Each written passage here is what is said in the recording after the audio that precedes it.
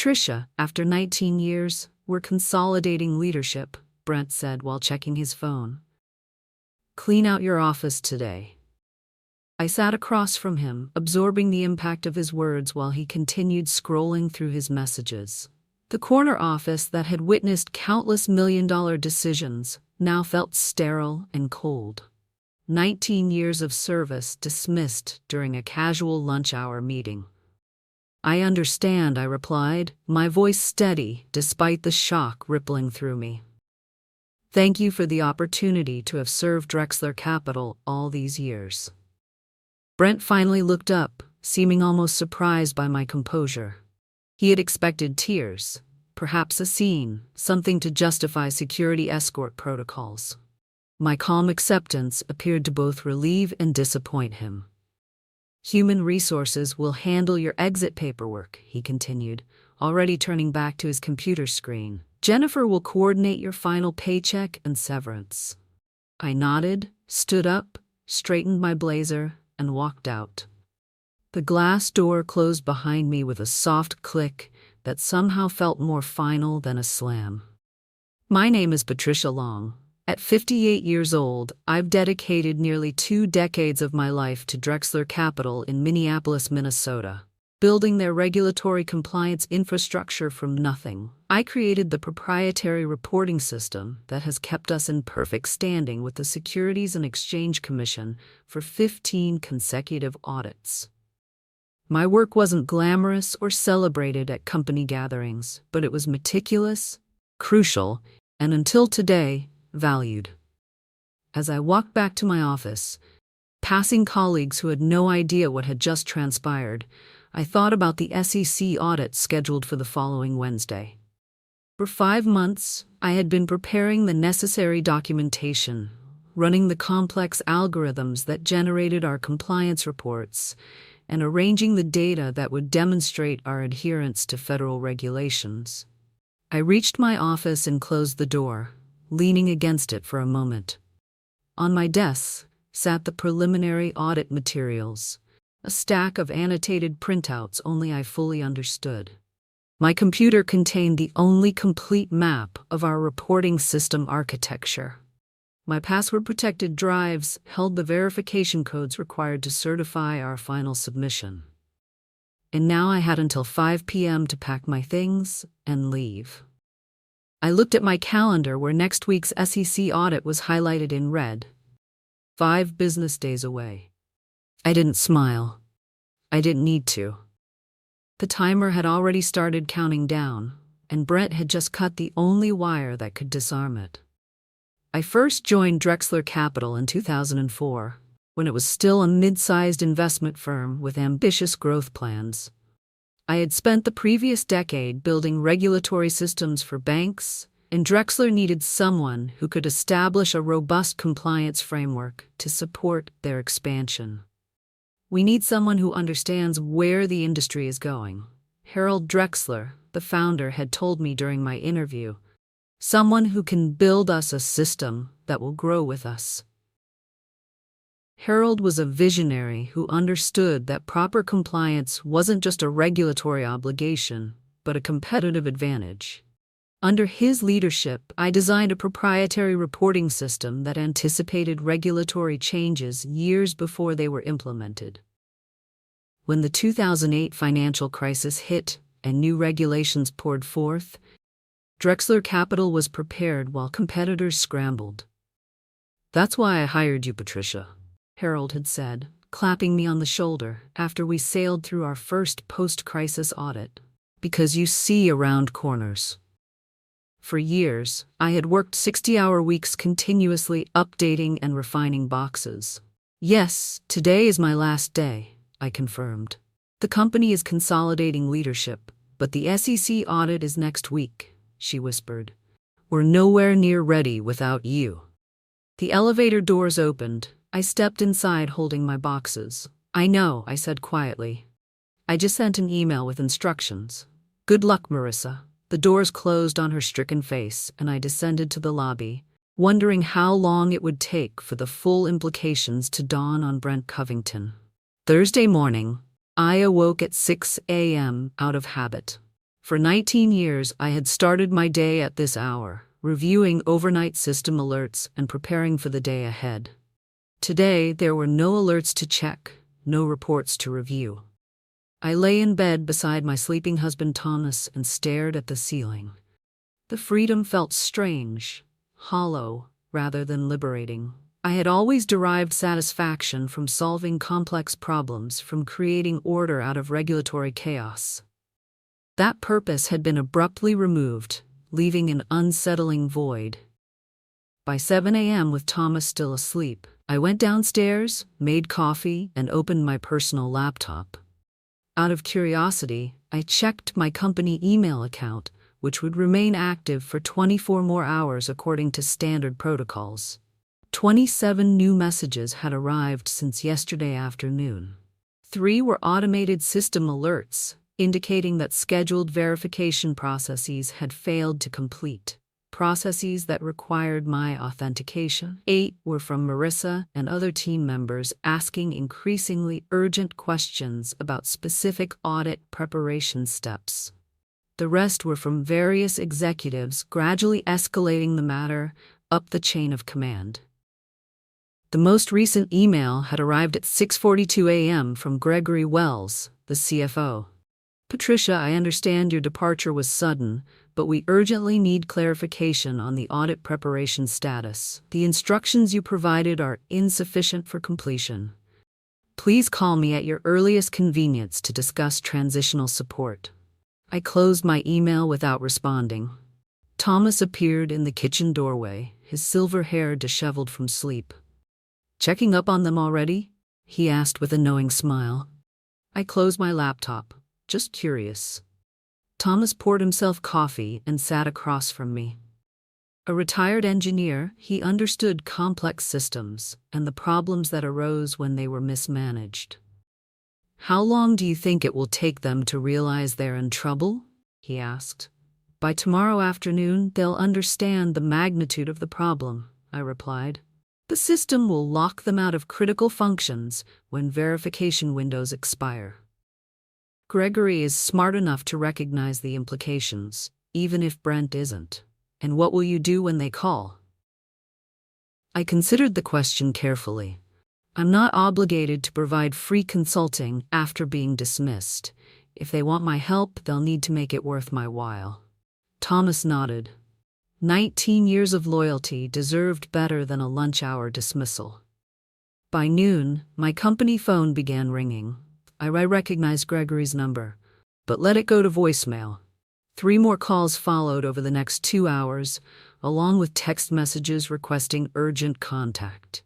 At 4 p.m., I received a call from a number I didn't recognize. Curious, I answered. Patricia Long speaking. Miss Long, this is Alan Westbrook from Kestrel Investment Group, said a composed male voice. I hope I'm not intruding, but I heard about your departure from Drexler Capital. I'd be interested in discussing potential opportunities with our firm if you're open to conversation. Kestrel was Drexler's main competitor in Minneapolis, a larger and more established firm with an impeccable reputation. I had crossed paths with Alan at industry events, but never engaged in substantive conversation. That's quite timely, Mr. Westbrook. I would certainly be open to discussion. Excellent. Would tomorrow morning be too soon? Say 9 a.m. at our offices. Tomorrow at 9 works perfectly, I replied. As I ended the call, Thomas raised an eyebrow. That didn't take long. The investment community in Minneapolis is small. News travels fast. My company phone rang again. Gregory for the 5th time today. This time I decided to answer. Hello, Gregory. Patricia, thank God, he said, relief evident in his voice. We're having serious issues with the audit preparation. The system is rejecting verification codes, and no one can figure out where we stand with the documentation. Can you come in tomorrow to help us sort this out? I'm afraid I already have a commitment tomorrow morning, I replied evenly. But I would be willing to provide consulting assistance at an appropriate rate. There was a pause on the line. Consulting rate? Yes, Gregory. I'm now an independent compliance consultant.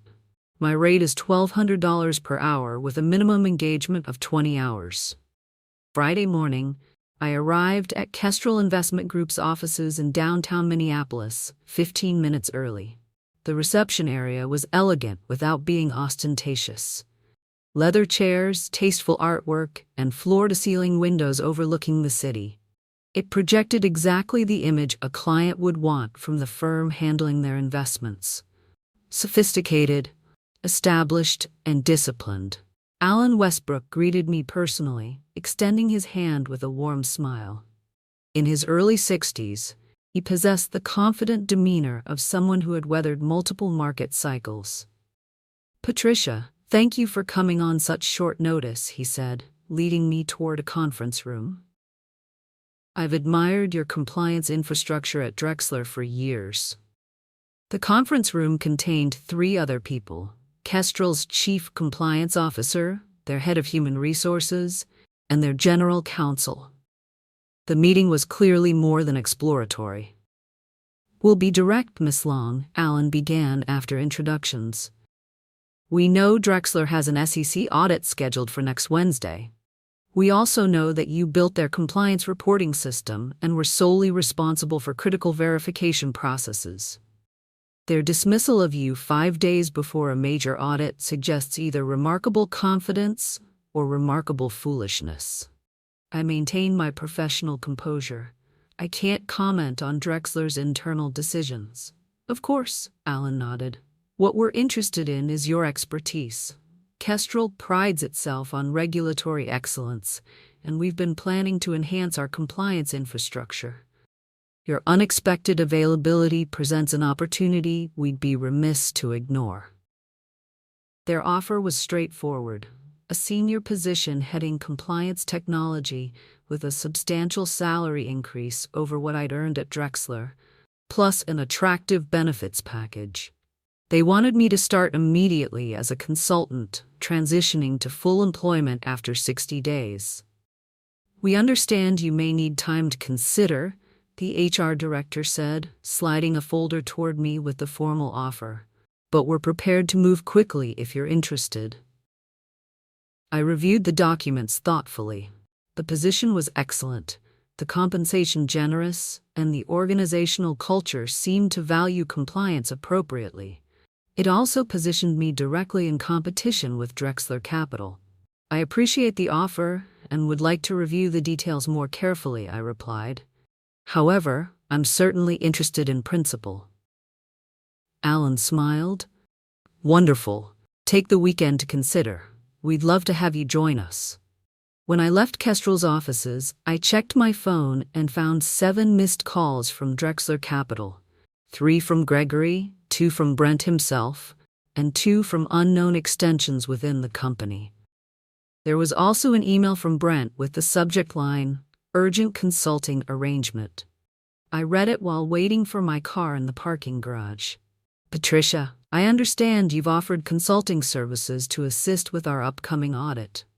While the rate seems excessive, we recognize the time sensitivity and are prepared to engage your services immediately. Please call me to discuss details. Brent." Just as I finished reading, my phone rang again. "Gregory. Patricia, have you considered our request?" he asked when I answered, his voice tense. "I received Brent's email acknowledging my consulting offer," I replied calmly. "But I should inform you that I've just concluded a meeting with Kestrel Investment Group about a permanent position. They've made a very attractive offer." Gregory's sharp intake of breath was audible. "Patricia, please.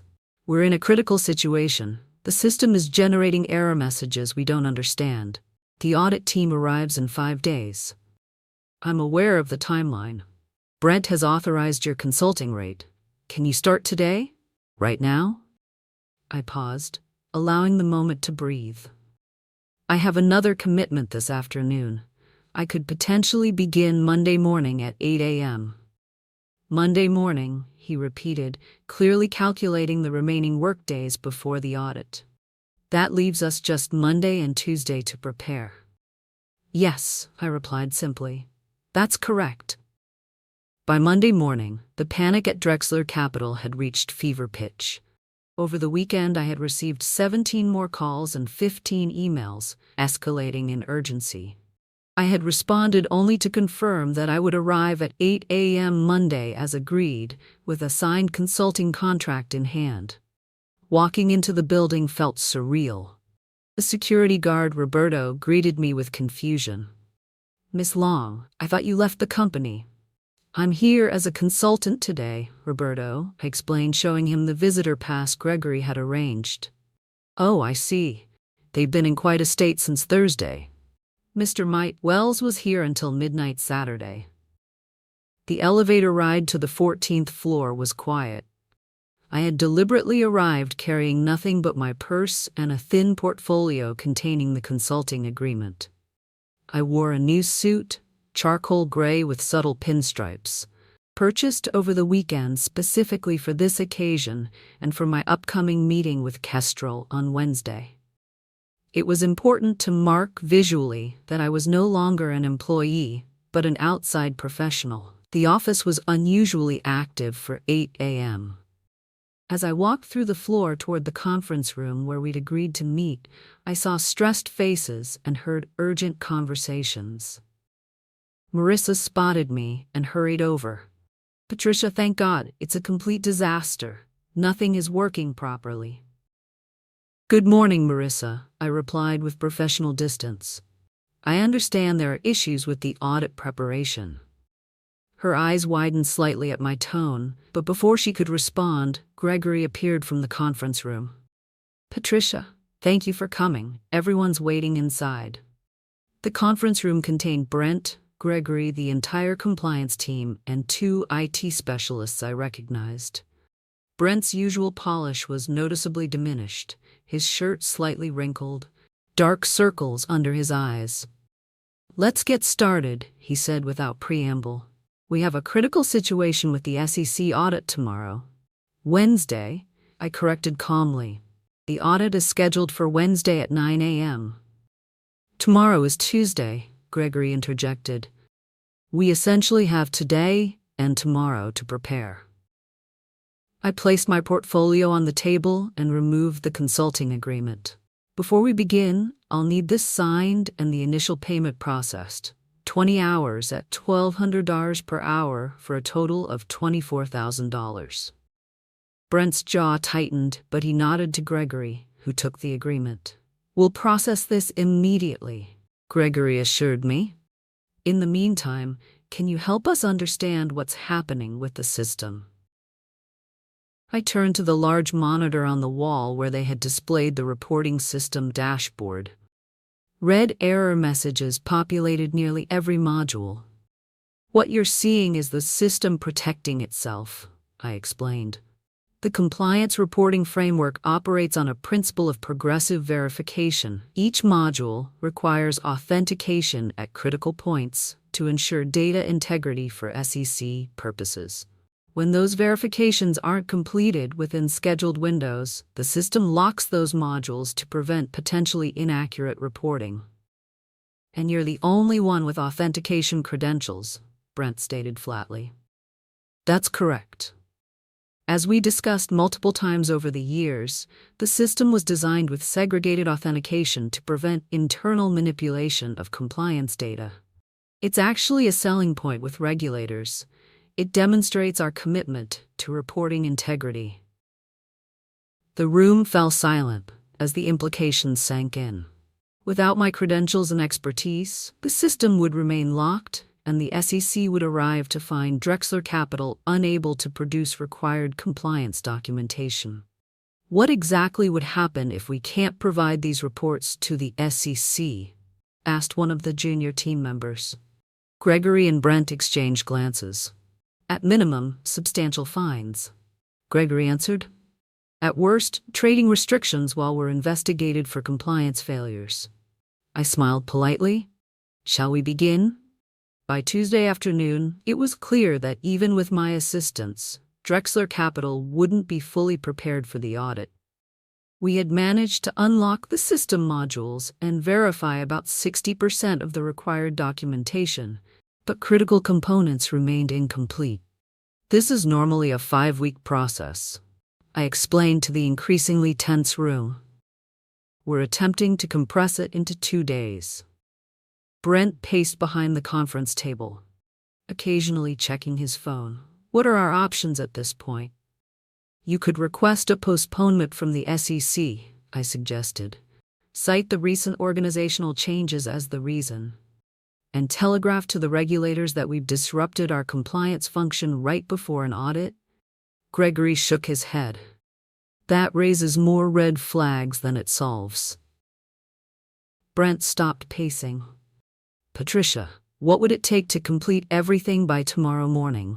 I considered the question honestly. Working through the night might get us to 80% completion, but the risk management attestations require board member signatures, and 3 modules need full verification cycles that take at least 12 hours to process properly. So, it's impossible, Gregory concluded.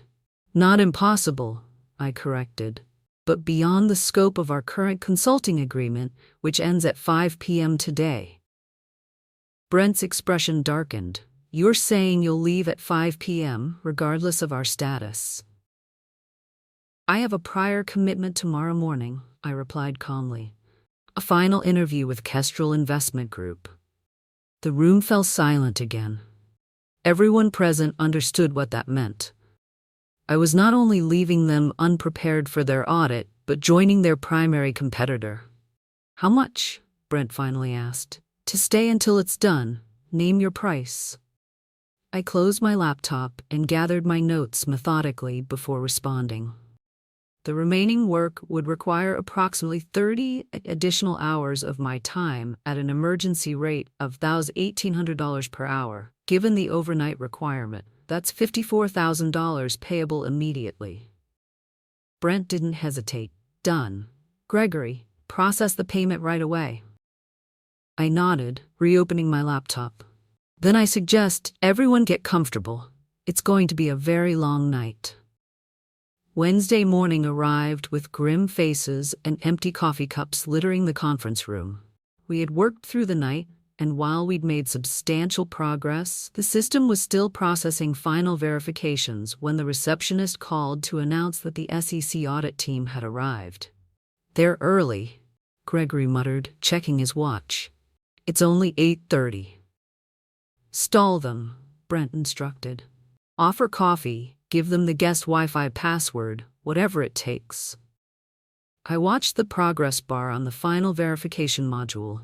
87% complete. At the current rate, we needed at least another 30 minutes. Should I go welcome them? I asked innocently, as the compliance consultant. Brent's gaze snapped to me. Absolutely not. I don't want them knowing we had to bring you back as a consultant. I nodded understandingly. In that case, you'll need to explain the incomplete modules yourself. The documentation package should include a disclosure about the current status. Gregory looked alarmed. We need to disclose that we're not fully prepared. SEC Regulation 17A-4 requires full transparency regarding any compromised compliance processes, I explained. Attempting to conceal the system status would constitute a serious violation. Brent's face flushed red. This is absurd. We paid you $78,000 to fix this situation. You paid me to assist with audit preparation on an emergency basis, I corrected. I've done exactly that. The fact that the system cannot be fully prepared in the time available is a consequence of decisions made before our consulting arrangement began. The verification progress bar reached 91% as voices became audible from the reception area. The SEC team was being escorted to the designated audit room. What do we do now? Gregory asked, desperation evident in his voice. I picked up my belongings and straightened my suit jacket. You tell them the truth. 3 weeks later, I sat in Alan Westbrook's office at Kestrel Investment Group, reviewing the implementation plan for their new compliance reporting infrastructure. My corner office overlooked the Minneapolis skyline, and a nameplate on my desk read Patricia Long, Senior Vice President, Compliance Technology. Alan entered with a newspaper, smiling as he placed it on my desk. Have you seen today's business section? The headline read, Drexler Capital faces regulatory sanctions following failed SEC audit. The article detailed how the firm had been assessed a $2 million fine and placed under enhanced supervision after significant deficiencies were discovered in their compliance reporting. Trading restrictions had been imposed on certain investment products until remediation was completed. Unfortunate, I commented, pushing the paper aside. Certainly for them, Alan agreed, taking a seat. Though I understand Brent Covington is no longer with the company. That was news to me, though not entirely surprising. The board finally recognized his judgment issues after a $2 million fine and trading restrictions. I believe they had little choice. The word is that Harold Drexler himself came out of retirement temporarily to stabilize the situation. I felt a twinge of satisfaction at that. Harold had always respected my work and understood its value. Had he still been in charge, I doubt I would have been so unceremoniously dismissed. How's our new system implementation progressing? Alan asked, changing the subject. On schedule. We should have the framework completed within 6 weeks, well before our next audit cycle. Excellent. The board was extremely impressed with your presentation last week. They've approved the additional budget you requested for specialized staff. As Alan left, I turned back to my computer, where I was drafting job descriptions for the compliance technology team I would be building. Unlike at Drexler, this team would have proper redundancies, thorough documentation, and distributed expertise, measures I had advocated for years, but had been denied due to budget constraints. My phone buzzed with a text message from Thomas. Dinner tonight to celebrate 1 month at the new job. I smiled and replied affirmatively. Life had taken an unexpected turn, but I had landed on my feet. Better than on my feet, actually. My compensation at Kestrel was 40% higher than at Drexler. My role had expanded, and the culture valued regulatory excellence as a competitive advantage rather than a necessary evil. Later that afternoon, I received an email from Harold Drexler himself. Patricia, I hope this finds you well. I've returned temporarily to address the situation at Drexler Capital, and I wanted to reach out personally. The decisions made regarding your position were short-sighted and have cost the company dearly. While I understand you've moved on to what I hear is an excellent opportunity, I wanted to express my personal regret about how things were handled. Regards, Harold. I appreciated Harold's message, but felt no inclination to respond immediately. Perhaps in time, the sting of dismissal would fade. But for now, I was focused on building something better at Kestrel. The events of the past month had taught me an important lesson. True value isn't always recognized until it's gone. Expertise built over decades cannot be consolidated away without consequences. And sometimes the most powerful revenge isn't taking action. It's simply stepping aside and allowing reality to deliver its own harsh lessons. As I looked toward the future, I knew that the best response to underappreciation wasn't bitterness, but excellence on a new stage, where that excellence would be valued. And that's exactly what I intended to deliver.